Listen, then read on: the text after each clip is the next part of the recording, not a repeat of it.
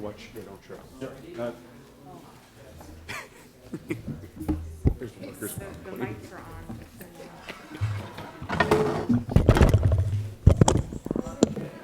We think we found the bad wire. Robin's. All right. Shoot. So they are in the studio. I saw there. All four of them? There's 3 of 4.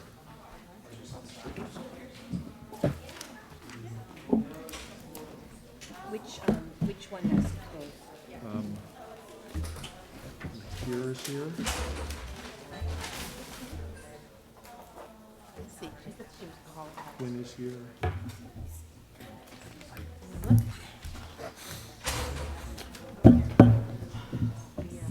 So north is only one, and both are high school. Oh my Okay, I was gonna introduce them, but if they're not here, I'll just have them introduce. God. Oh, you know what? The other one just showed up. So, I was gonna mention their names to just welcome them before. okay. You have comments? Okay. I didn't put everything officially together, but I can. I had some very sort of quick welcome. Yes. I was going to do the same thing. Nothing long. Same thing. Oh, so we achieved. All right. I think whenever you are ready. Oh, here's Robin. Okay.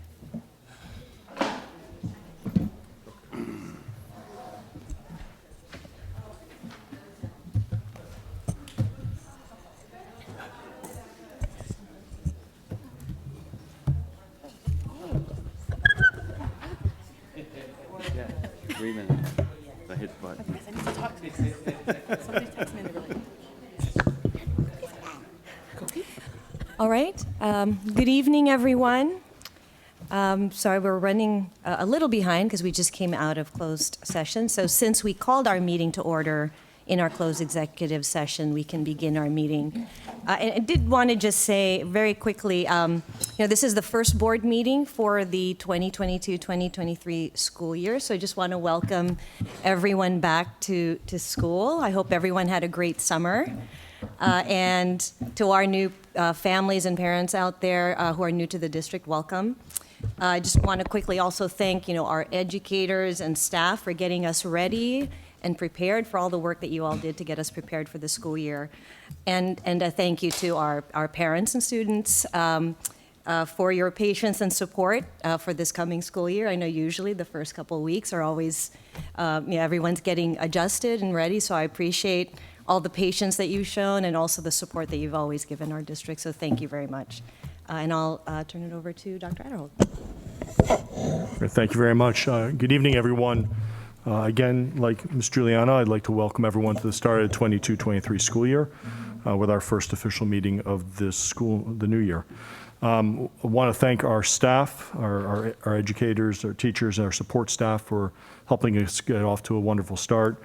A real thanks to Food Services and Transportation for all they did, and our Building and Grounds team for the way in which they've navigated the construction and the referendum and making sure our facilities were ready for the opening. We're thrilled to have our students back, and it's great to see our teams in competition, our clubs and activities very much active.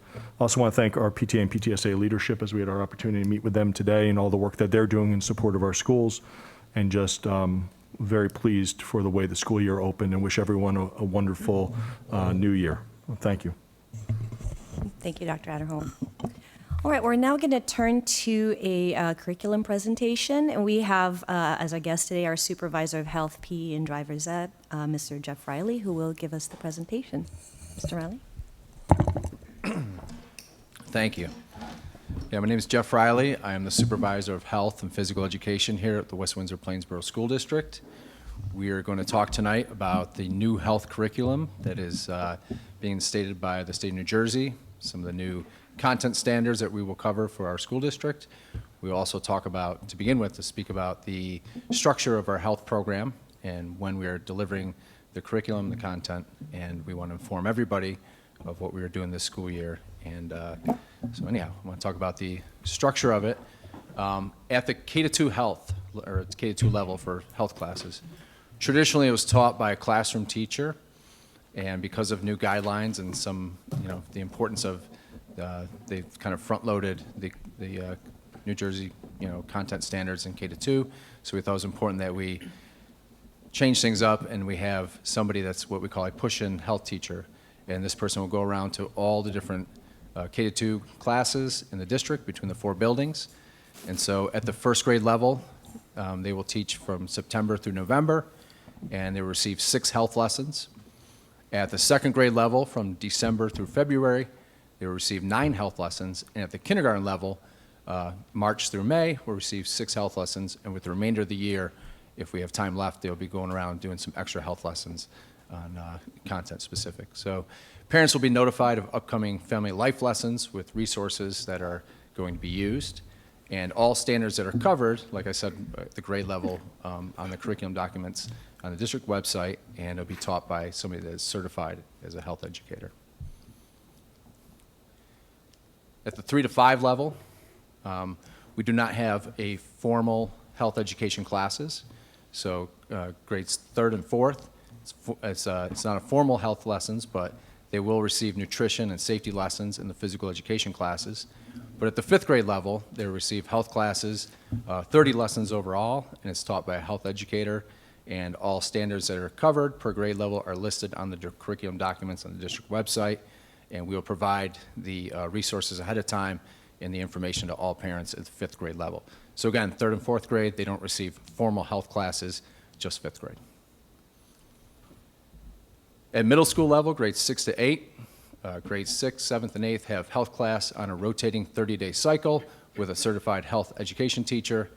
And at the high school level, 9th, 11th, and 12th grade receive health classes, again, taught by a certified health educator. And then 10th grade level is taught by, for driver's education, is taught by somebody that has the certificate in that area. So I want to guide you through the myths and the facts of the state standards and some of the things that have been going on in the media, just so we can dispel some of the rumors and give you the facts of what is being taught. The Department of Education reduced the number of standards in health and physical education curriculum, and that is a fact.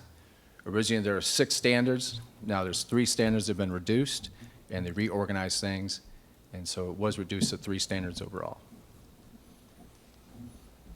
Fact or myth? Grade level performance expectations have changed from the previous New Jersey health and physical education curriculum. That is a fact. By preschool, 2nd grade, 4th grade, 6th grade, 8th grade, 10th grade, and 12th grade, in the previous curriculum, that's when it had to be met. Now it's 2nd grade, 5th grade, 8th grade, and 12th grade. So standards have to be met for those grade levels by that time. Fact or myth? New Jersey will require that sexual orientation and gender identity needs to be taught by the end of 2nd grade. That is a myth. And the fact is, the state standards read that by 2nd grade, the students will discuss how individuals make their own choices about how to express themselves. Discuss a range of ways people express their gender and how gender role stereotypes may limit behavior. How we teach this at this level, we use inclusive text, and here's an example of one of our inclusive texts that we'll use at the 2nd grade level. Ambitious Girl, written by Mina Harris, illustrated by Marissa Valdez. I not only hope that you enjoy this amazing story, but that you also support the author with a purchase of this book. Too assertive, too persistent, too ambitious, too loud, too confident, too ambitious, too proud. Don't let anyone tell you who you are. You tell them who you are. When I grow up, I hope to be all the things I can see in a world that's changing fast and slow, a world I'm only beginning to know. I want to go out the gate, but sometimes all I hear is wait. And if I try to resist, it's you're to that or you're to this. Those words may try to dim my light, but Mommy says that words passed down can build me up to new heights. Standing tall like a soaring tower, I am valued. I am loved. I have purpose, hope, and power. Ahead of me, sisters, aunties, mothers have opened so many doors. Grandma says, you may be the first someday, but don't be the last. Make space for more. No one can tell me who I am or who I am meant to be. Auntie says, what has always been is all they're able to see. I'll take my time and claim my place and show the world this is me. Persistent means I won't give up. Assertive means I won't back down. Confident means I believe in me. Proud means I cheer for us, the world around. Ambitious means all of that and more. I have goals, but I'm not keeping score. Ambitious girls, we get things done. If life's a race, we're ready to run. If we fall, we get back up. And if we fail, it's a chance to disrupt. No to that or to this will stop what's inside us from flowering. From now on, when I hear to that or to this, I won't mind. It's empowering. I'll take up space. I'll shout if I please. I'll laugh and I'll play and I'll jump at the sun. I'll wear the words thrown at me and I won't take no from anyone. I'm not afraid to make some noise. I am more than ready to use my voice because there's no to that or to this when it comes to being ambitious.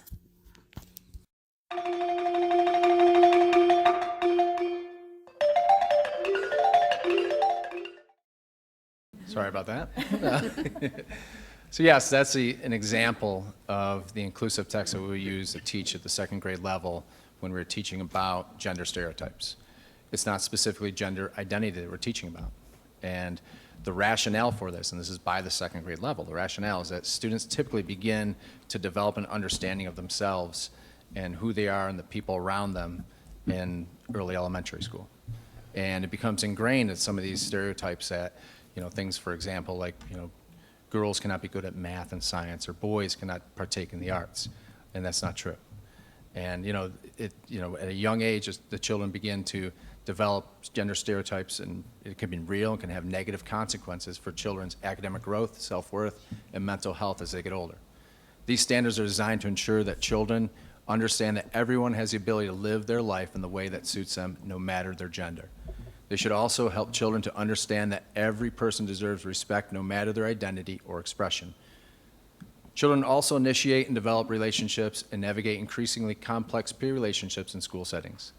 The inherent complexity in peer interactions can be challenging for students from all backgrounds, and the rise in mental health concerns suggests a need to promote healthy relationships and positive self-worth at an early age. Beginning these conversations in early elementary school will help students develop empathy for a diverse group of people and to learn about how to show respect to people no matter how they identify.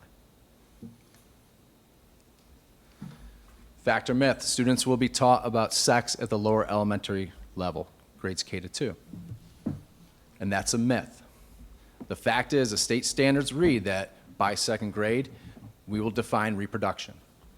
We'll explain the ways in which parents may care for their offspring. An example is that is animals, people, fish. In science, we have taught for almost 10 years reproduction, and there was never any kickback about that. And so we're going to define reproduction just as they did in science classes at that grade level. The rationale for this, reproduction before second grade can be simply defined as all things reproduce, animals, plants, and humans. This sets the stage for human reproduction that will be taught in the 5th grade at a later time. Fact or myth, by the end of second grade, students will be learning about human sexual organs. It's a myth, and here's the fact. The state standard reads that by second grade, they will be able to list medically accurate names for body parts, including the genitals. We will define, and that is it. Rationale: when young people know the proper names of their genitals, it reduces their risk for sexual abuse. Perpetrators are aware that young people who have this language also likely have trusted adults who they will discuss any abuse with, and therefore the perpetrator is more likely to get caught. If a child has been abused and needs to testify, it is more likely for the abuser to be found guilty when the child can state exactly what behaviors occurred. And that's the rationale for that standard. Fact or myth: by the end of 5th grade, students will learn about masturbation. That is a myth. The state standards read that explain common human sexual development and the role of hormones.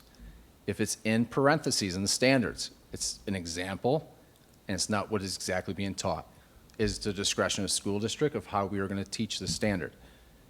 Therefore, we'll explain how human sexual development and the role of hormones and what it causes to the human body. The idea of masturbation will not be taught in that grade level.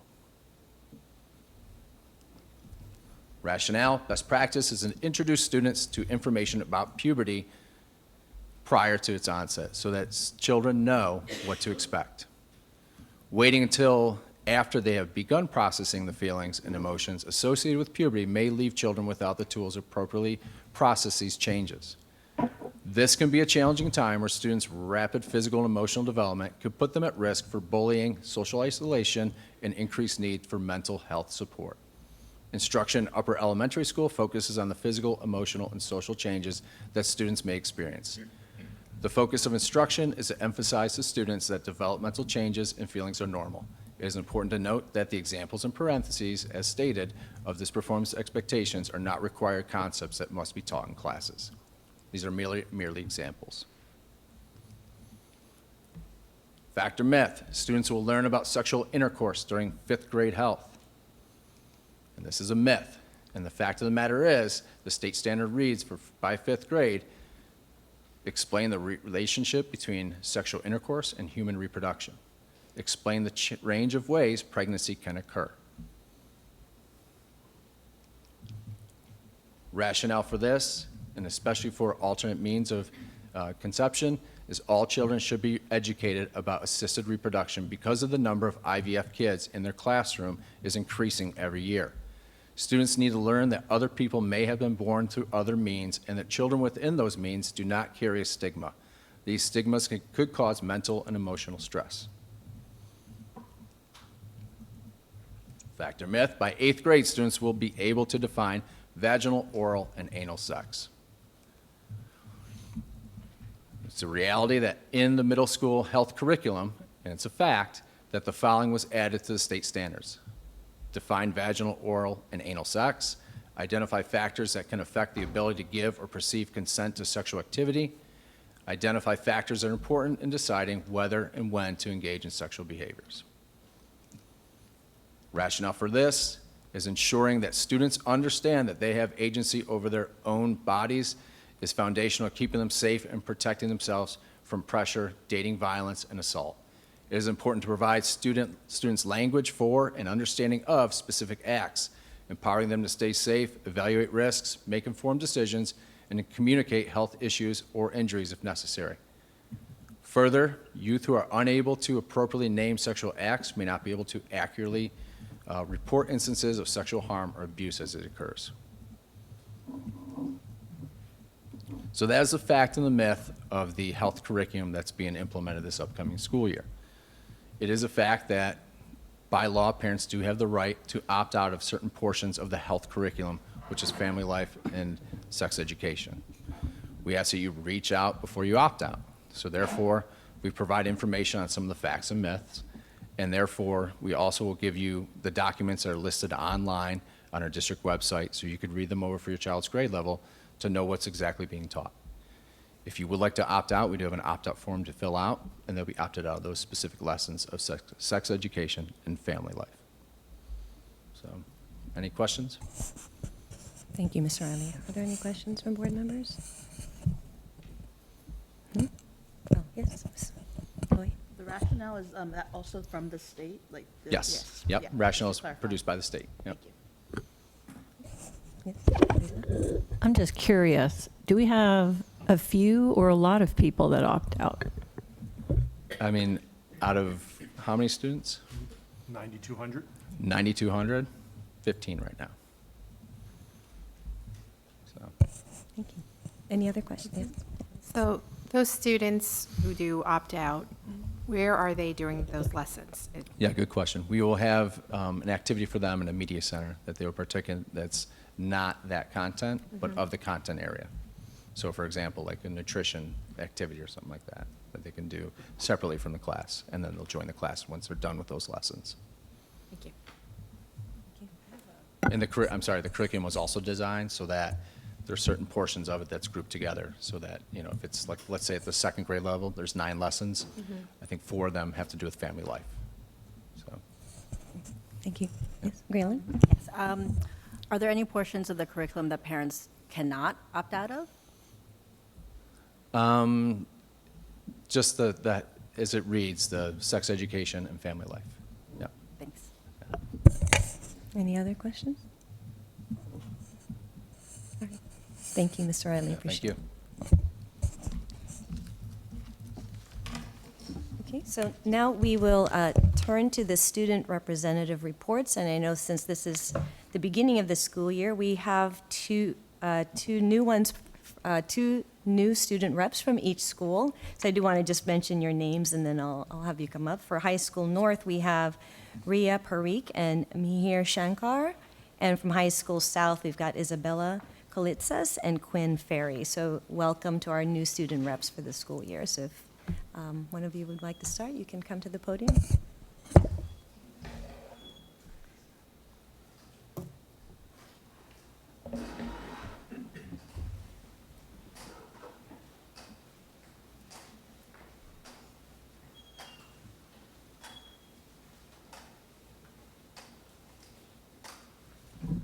Good evening.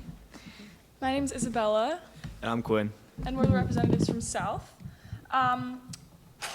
So we want to first off thank you guys so much for having us. We're excited to get going here and be with you guys for the rest of the year. It's good to be here. We want to hit the ground running because it's been a pretty jam-packed few weeks at South. We started off strong before the 6th with orientation of the new students and of freshmen. They were welcomed by peer leaders. We played games with them. We toured them around the school. We toured them around the new section of the school, which was very exciting. And we had a great turnout with lots of excitement for South.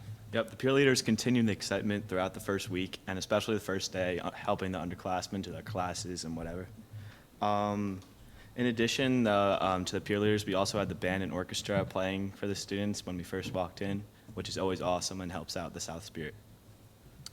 In addition to our new students and the freshmen, we welcomed Ms. Rodriguez, our new assistant principal, and all that in mind, excitement continued with fall sports. Yesterday, the girls' tennis team had Mercer County tournament where they finished 9-1, and they're eager to continue tomorrow morning with the tournament. Yep, this is also a big week for South versus North sports. Our volleyball team started off strong yesterday with a nice win over North. And the South boys soccer team also just won. I just come from the game. It was a nice victory. We won 2-1. And the girls soccer team is playing right now, so hopefully we win that too. The year also started with a resurgence of grade level assemblies, which had been stopped during COVID, getting each grade level excited about upcoming events, homecoming, Spirit Week, and other events further in the future. Most notably, South seniors would like to express their gratitude for the reinstatement of the Disney trip. Yep, we're all very excited about that. The assemblies also provided the opportunity to introduce themselves to Mrs. Rodriguez and communicate with class advisors and officers. Looking forward, the upcoming weeks will bring our Start Strong testing, a long weekend, the beginnings of homecoming preparations, and hopefully some more pirate victories against North. Are there any questions or concerns that we can clarify? Any questions? Any questions? Perfect. Thank you. Thank you.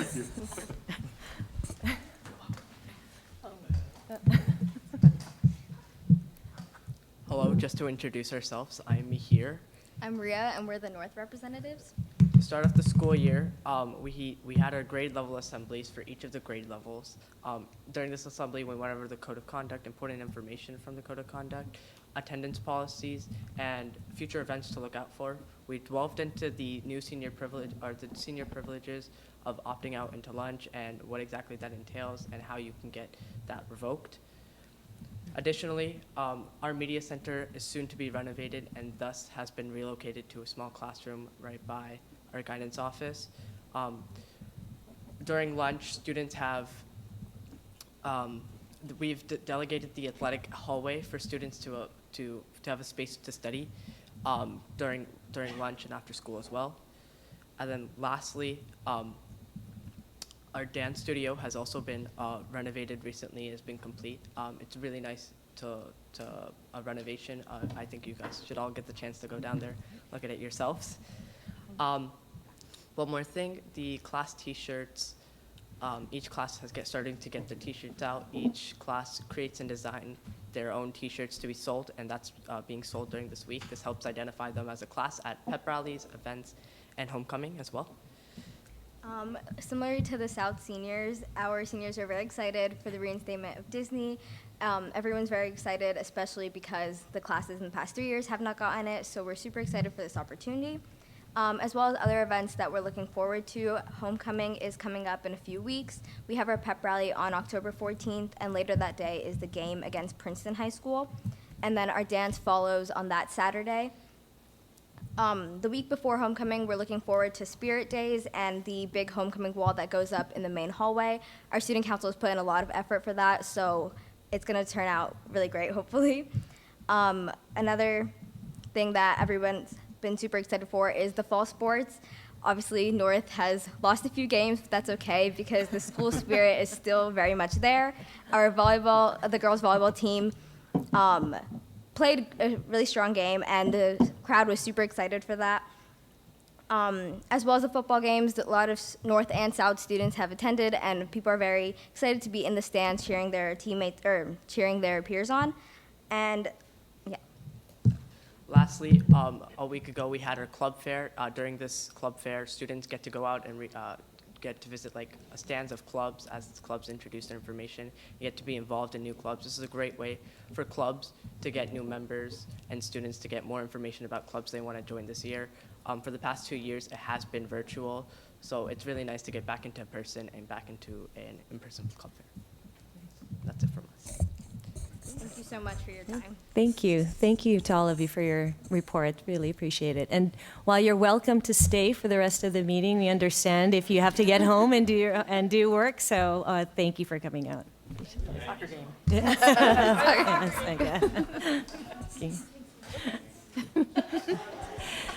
Go Pirates. So before we go to our first opportunity for public comments, I just have to turn it really quickly over to Mr. Toscano to just amend our executive session items for the record.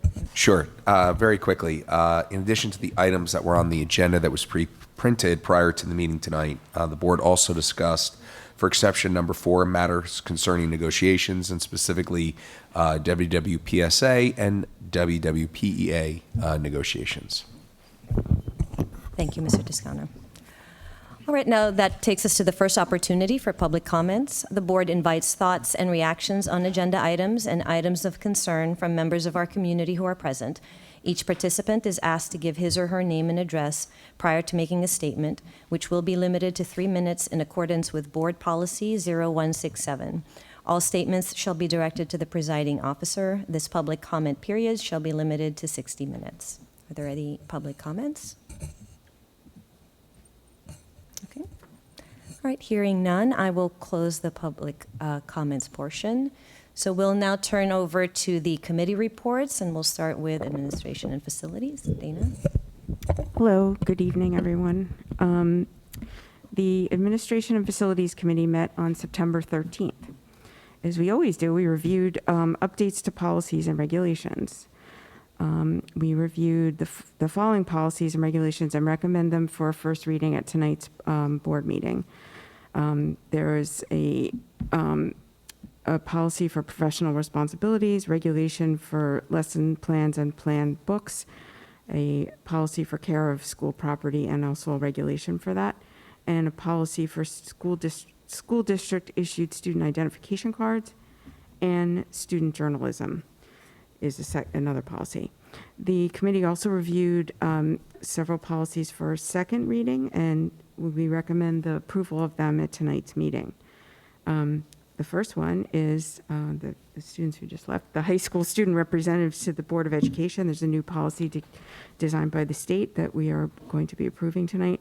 There's a policy on quorum, a policy on benefits covering non-affiliated employees, Category G, another policy on Board of Education website accessibility, and another one on Every Student Succeeds Act, a policy and regulation on student discipline and code of conduct, and a policy on crisis response. We also discussed and recommend the abolishment of a policy and regulation, school-sponsored publications, and we also talked about, the next topic we talked about was district facility rental contracts with community organizations for this year per the regulation 7510, which is use of facilities. School security was the next topic of discussion, and we discussed district safety and security measures, including the Class 2 officer program and shared service agreements with West Windsor and Plainsboro townships. There was a parent university last week in which Dr. McDonald presided over, and we learned a lot from the police departments at in both towns, and how the Class 3 officer program works, among other topics. A follow-up on the referendum projects also occurred, and most of the committee toured referendum projects across the district, including the dance studio at High School North, the Science Wing Media Center and Playhouse at High School South, science and band classrooms, the theater and media center at Community Middle School, and the Wyckoff School Addition. The committee will next meet on October 18th. Thank you, Dana. Any questions, board members? Okay, we'll turn now to curriculum. Lloyd? Thanks, Rachel. The curriculum committee met on September 13th. We began the meeting with a preview of the health presentation by Mr. Riley, the supervisor of health, physical education, and driver's education, which we all saw a few minutes ago this evening. Then we discussed several items that are on tonight's agenda for a vote. First, the curriculum committee recommends approval of the professional development consultants, PEI Kids, to present a teen mental health first aid, an evidence-based training program that teaches teens how to identify, understand, and respond to signs and symptoms of mental health and substance use challenges among friends and peers to high school juniors at a cost not to exceed a little over $15,000. Second, the curriculum committee recommends approval for professional development travel. First, for 3 teacher resource specialists to attend the National Council of Teachers of Mathematics Conference in Baltimore from the 30th of November to the 2nd of December, not to exceed the cost of $1,500 per person. Next is 1 administrator to attend the National Council of Teachers of English Conference in Anaheim, California from the 17th to the 20th of November, a cost not to exceed $1,800. And then 1 administrator to attend the NJPSA FEA Fall Conference in Atlantic City on the 13th to 14th of October at a cost not to exceed $1,300. Last but not least, the curriculum committee recommends approval for the remote learning plan, the district's remote learning plan to the Department of Education in order to satisfy the annual requirements under PL 2020C27 for the 22-23 school year. The curriculum committee will meet next on October 18th. Thank you. Yeah. Any questions? Okay, we'll turn now to finance. The Finance Committee met on September 13th. Administration reviewed school reopening. There were some delays and glitches with the start of school, but overall the opening went well. There are still staff vacancies that need to be filled. The committee discussed the monthly financial reports and recommended them for approval. The committee reviewed the finance section of the upcoming board agenda, including a change order for the community middle school referendum project, additional vendor approvals for the Educational Services Commission of New Jersey, cooperative vendors, disposal of equipment that has surpassed its useful life, several transportation routes and route cancellations, and attendance by staff and board members at professional development workshops. Staff reported that the auditors for the 21-22 audit have been on site for the past few weeks. So far, no significant issues have arisen. For an update on school construction, the committee toured South, Community, and North. At North, we looked in on the High School North Dance Studio, which is largely done. They are working on the punch list. The room does have a temporary certificate of occupancy. Permanent grass seeding will occur once the soils have been approved and the grass mix finalized. The additions at High School South have received their temporary certificate of occupancy and are in the punch list stage. Some items are still on order. For the robotics lab, equipment has just arrived. The robotics lab is awaiting a temporary certificate of occupancy. The additions and renovations at Community Middle School are occupied and are at the punch list stage. The HVAC system is being controlled manually in most areas of the new construction and the renovated areas to gain control of the system. Staff also updated the committee on work at other schools. They reported that the Wyckoff expansion is moving along with electricians working on wiring for the temporary service distribution. Communication wiring is being pulled, walls are being painted, HVAC equipment is arriving, gas piping work is being completed, and the floor tiling work will begin soon. Work on the Millstone River Media Center is flying along, with stud framing and electrical rough-in wiring taking place. The Media Center work at Dutch Neck is still delayed as the West Windsor Permitting Office has significantly delayed the project. Demolition should have occurred this summer as it did in Plainsboro. However, West Windsor just approved the demolition work. There was a pre-bid meeting last Thursday for the North Media Center and Culinary Arts Lab renovations. Staff provided an update on cafeteria operations. There were 7,913 lunches served in the first 4 days of school, along with 35 breakfasts. The counts went up each day. Sodexo hired 2 new staff members, and another returned for the first time since the beginning of the pandemic. The district has been notified that it may be eligible for an additional $144,000 in supply chain assistance funds. These funds must be used to purchase unprocessed or minimally processed domestic food products going forward and cannot be used to cover prior expenditures. Staff also updated us on transportation. There were several cancellations of contracts due to the route no longer being needed, as well as motions to award contracts for new routes. The committee will next meet on October 18th. Thank you, Louisa. Are there any questions for finance? Okay. All right, so we'll now move to the voting portion of our agenda. So I'll go to administration, items 1 through 8. Can I please get a motion? Dina and Liz. Any questions or comments? Okay, Chris? Okay, we'll start with Ms. Bonsall. Yes. Then we'll go with Ms. Chinera, Yes. Ms. Ho, Yes. Ms. Krug. I just have a question. Is this one of these, what was part of what was in the closed session, or no? No. No, okay. All right, Ms. Krug, no, that would be new business. New business. Yes. Okay, got it. Okay, next is Ms. Maliga, Yes. Ms. Shetty, Yes. Ms. Zovich, Yes. Ms. McEwen, Yes. Ms. Juliana. Yes. Okay. Okay, we'll now turn to curriculum, items 1 through 3, plus the purple addendum. Can I get a motion? Loy and Pooja? Any questions or comments? The purple addendum, can someone explain a little bit about that, what that is?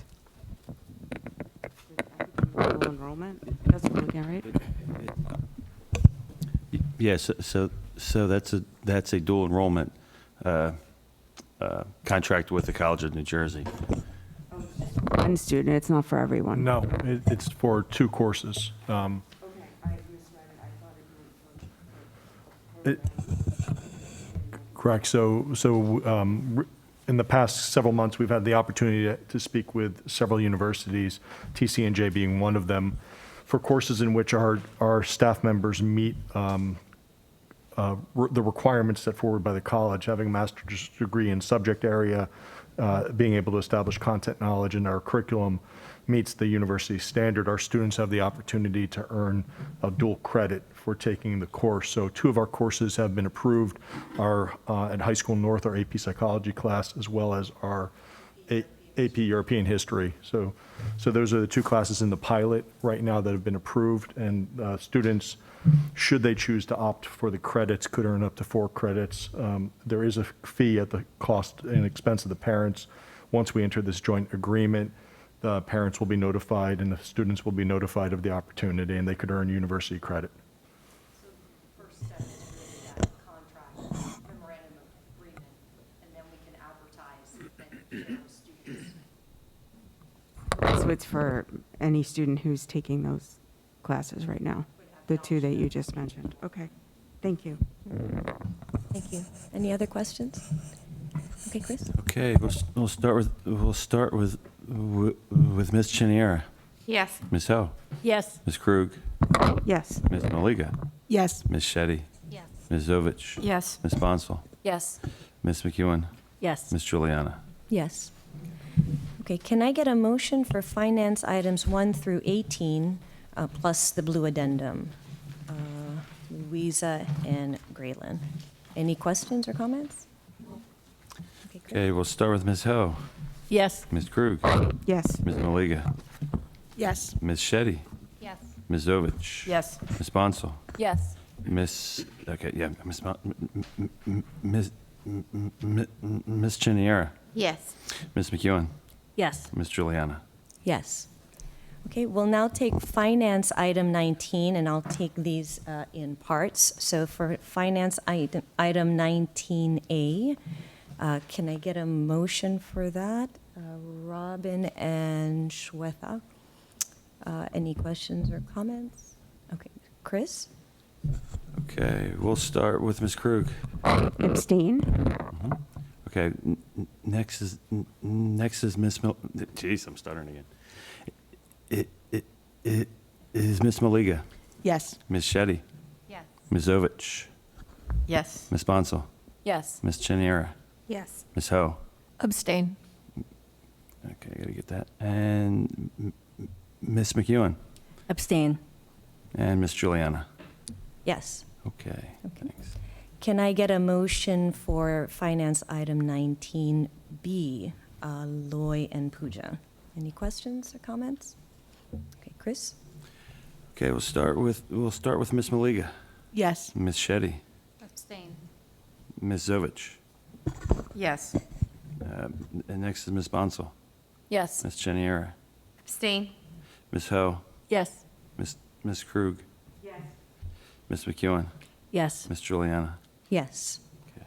And then can I get a motion for finance item 19C, Liz and Dana? Any questions? Okay, Chris? We'll start with Ms. Shetty. Yes. Ms. Zovich. Abstain. Ms. Bonsall. Abstain. Okay, Ms. Cheniera. Yes. Ms. Ho. Yes. Ms. Krug. Yes. Ms. Maliga. Yes. Ms. McEwen. Yes. Ms. Juliana. Abstain. Okay. We got it. Okay. All right. So now can I get a motion for personnel items 1 through 4, plus the green, 2 pink, 2 yellow, and orange addenda? Robin and Shweta. Any questions? Okay, Chris? Okay, we'll start with Ms. Zovich. Yes to, I'd like to abstain from all the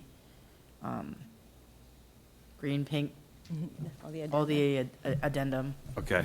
please. Yes. Thank you. Makes sense. Let me get this in. Okay, next is Ms. Bonsall. Yes. Ms. Cheniera.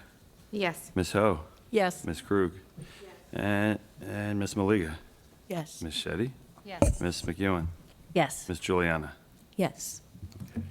And we voted on one retirement tonight, so I would like to acknowledge the retirement of Miss Jean Shantz, an instructional assistant from Grover Middle School, who's retiring after 21 and a half years in the district. So we'd like to thank you very much for all your years of service and dedication to the district and to our students. So thank you. Now move to, okay, we don't have any minutes to approve, so are there any board liaison reports? Any new business? Yes, Madam President. Excuse me. We do have one new business item. Allergies, I'm sorry. Motion to deny the HIB appeal as heard and discussed in executive session. Thank you, Mr. Toscano. So can I get a motion on that? Pooja and Loy, any questions? Okay, Chris? Okay, we'll start with Ms. Bonsall. Yes. Ms. Cheniera. Yes. Ms. Ho. Yes. Ms. Krug. Abstain. Ms. Maliga. Yes. Ms. Shetty. Ms. Ovich. Abstain. Ms. McEwen. Yes. And Ms. Juliana. Yes. Thank you. All right, that now takes us to the second opportunity for public comments. The board invites comments from members of our community who are present. Each participant is asked to give his or her name and address prior to making a statement, which will be limited to 3 minutes in accordance with Board Policy 0167. All statements shall be directed to the presiding officer. This public comment period shall be limited to 15 minutes. Are there any public comments? Okay. All right, seeing none, I'll close this public comment portion. And so now can I get a motion to adjourn? Robin and Loy, all those in favor say aye. Aye. Opposed? Thank you, everyone.